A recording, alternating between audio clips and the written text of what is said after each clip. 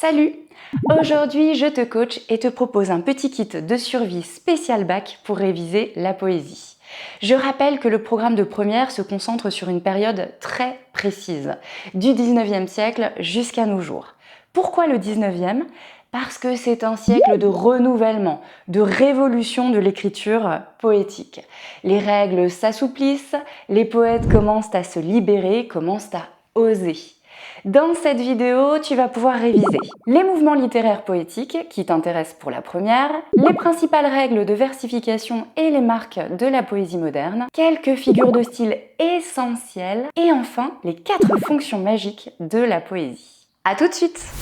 Ce cours est rapide mais assez dense. Pas d'inquiétude, retrouve l'intégralité de ce contenu sur mon site, le lien est juste sous la vidéo. J'en profite pour te dire que ta coach de français, elle aussi, a besoin de soutien. Mets-moi un petit pouce levé si cette vidéo t'a plu. L'objectif de cette nouvelle capsule vidéo, te donner une méthode pas à pas pour analyser un poème en 4 étapes. Premier réflexe en or, situer le poème dans le temps. Je te propose de faire un petit tour d'horizon en un éclair des mouvements littéraires de la poésie au programme de première. Au 19e siècle, 3 courants poétiques se succèdent. Le romantisme, le parnasse, le symbolisme. Durant la première moitié du 19e, le romantisme, qui n'a pas la même signification que le mot aujourd'hui, est marqué par l'importance des sentiments intimes, comme la mélancolie, la solitude du poète, la rêverie et la fusion avec la nature. Et le dégoût pour la société bourgeoise, ce qui fait référence à une poésie dite engagée. Les poètes reprennent des formes fixes,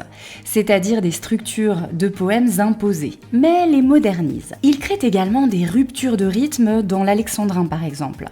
La césure ne va plus se situer au milieu, c'est-à-dire à la 6e syllabe, comme il était coutume de le faire dans la poésie traditionnelle. La poésie parnassienne prend le contre-pied total. Elle s'oppose au romantisme. La poésie n'est pas là pour exprimer des sentiments, ni pour s'opposer à la classe dominante. Elle ne doit servir à rien, si ce n'est à soigner la beauté de la forme, l'esthétique de l'écriture. Culte de la beauté, fascination pour le passé, pour les mythes, les poètes choisissent des formes contraignantes, comme le sonnet, le rondeau, et reviennent à une certaine tradition. Malgré tout, ils inventent des jeux de sonorités et créent des images. Le symbolisme, quant à lui, apparaît en réaction au réalisme, qui est une conception trop matérialiste du monde, trop terre à terre. Au contraire, la poésie nous ouvre les portes d'un monde invisible, nous permet de percevoir une réalité que l'on ne distingue pas. Le poète est une sorte de guide. Il est en quête de la beauté idéal. Il exprime ses angoisses, ses états d'âme, la variation de ses humeurs. Baudelaire en est un excellent exemple. Et oui, la plume se libère, les vers libres apparaissent. Ce sont des vers qui ne sont pas réguliers. Certains poètes, comme Verlaine, osent même écrire des vers impairs. 7 syllabes, par exemple. Le rythme est bouleversé, avec des enjambements, des rejets et des contre-rejets. Dans un instant, je vais t'expliquer exactement ce que c'est. Au XXe siècle, l'histoire poétique est un peu moins claire. 3 grandes tendances se dégagent malgré tout. L'esprit nouveau, le surréalisme, l'oulipo. Cependant, une chose est sûre, la poésie devient expérimentale et se libère tout à fait. L'expression esprit nouveau est prononcée la première fois par Apollinaire. C'est un courant poétique qui entend rompre avec la tradition, avec le passé. La poésie est toujours lyrique, on y exprime ses sentiments intérieurs, mais la forme s'émancipe. Les vers sont libres et souvent les rimes disparaissent. Encore plus étonnant, la ponctuation aussi. La poésie devient presque picturale, autrement dit se transforme en tableau, en dessin. Dans l'entre-deux-guerres, on libère l'imaginaire et le désir. On permet à l'inconscient de s'exprimer à travers l'écriture automatique qui consiste à écrire tout ce qui passe par la tête des poètes.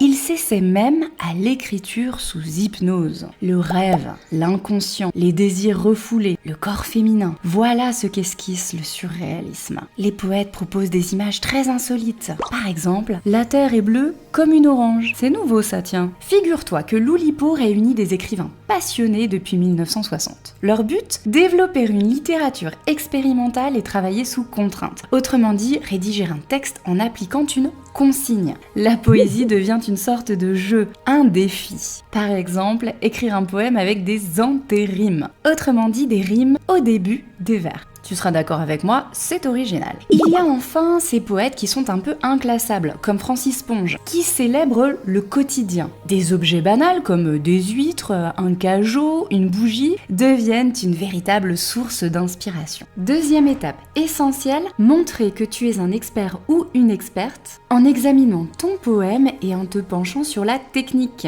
Longue, courte, avec des blancs, des vers isolés, parfois la présentation tout simplement peut avoir une signification.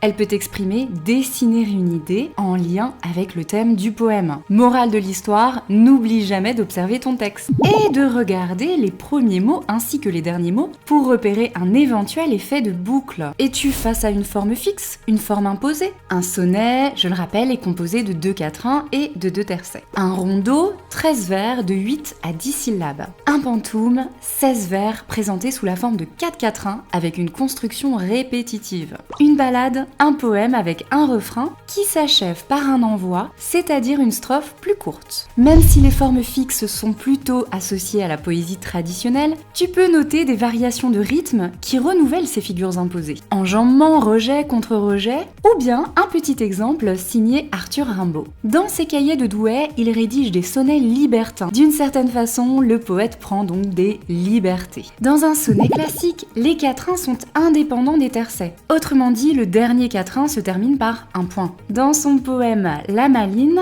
Rimbaud rédige un quatrain qui ne se termine par aucune ponctuation, ce qui rend le quatrain et le tercet dépendants. Il n'y a pas une véritable rupture entre eux. Observer la forme, c'est aussi sonder le type de vers. Dans un poème classique, tu le sais, tu retrouveras plutôt des octosyllabes, 8 syllabes, des décasyllabes, 10 syllabes et des alexandrins, 12 syllabes, qui auront des rimes suivies A-A-B-B, croisées A-B-A-B, embrassées A-B-B-A, redoublées A-A-A.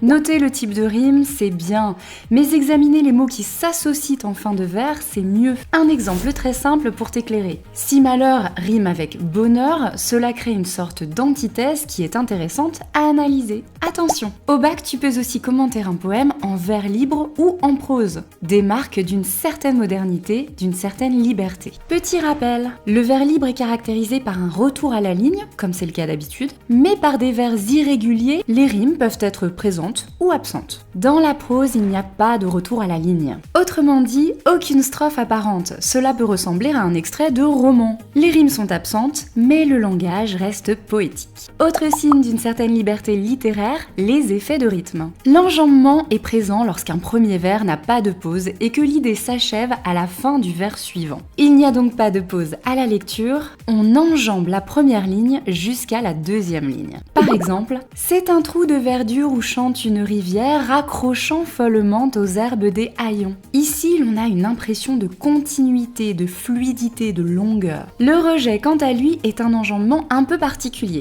Il consiste à rejeter un ou deux mots au vers suivant. Dans le même poème de Rimbaud, accrochant follement aux herbes des haillons d'argent, ou le soleil de la montagne fière, etc. Cela crée une impression de rupture, un effet un peu brutal et surprenant. Les mots rejetés sont mis en avant. Enfin, le contre-rejet, comme son nom l'indique, est le contraire du rejet. La phrase commence à la fin du premier vers et se termine au vers suivant. Toujours dans le même poème de Rimbaud, les pieds dans les glaïeuls, il dort. Souriant comme sourirait un enfant malade, il fait un somme. Là aussi, cette même impression de rupture, de jeu sur le rythme. Troisième étape indispensable, tu dois sonder le contenu de ton poème, autrement dit, analyser son atmosphère, son énonciation, qui parle, à qui, ses thèmes, ses créations d'images et ses jeux sur les sonorités. Tu peux examiner le contexte spatio-temporel et te demander s'il est précis, en essayant de repérer des adverbes de temps, aujourd'hui, hier, autrefois, des adverbes de lieu, ici, là, des noms propres et des adjectifs descriptifs.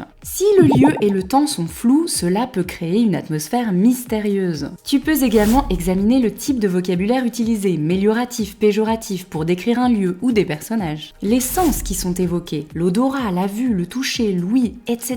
Et oui, la poésie est souvent très sensorielle. Tu peux également réfléchir à la symbolique que peut représenter un lieu.